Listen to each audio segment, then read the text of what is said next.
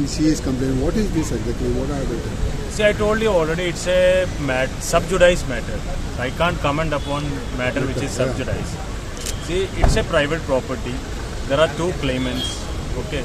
So, both the people are actually claiming to be owners, and the matter is pending in the court. Let us wait for the court orders.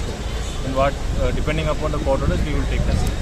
But before that, at least any action from the police side, or it is just because you all are waiting for See, there has been no case of any violence or anything. There is nothing. We are checking into the property documents. In the High Court, we are also party. We were also called in the High Court. In the High Court, it was actually directed by the High Court to for the applicants to file in the civil court. Till that time, we have to ensure that everything, law and order, everything is maintained properly. What about this bouncers issue? No, there are no bouncers. I think the term used is a little bit wrong. It can be termed as a private security guard. Okay.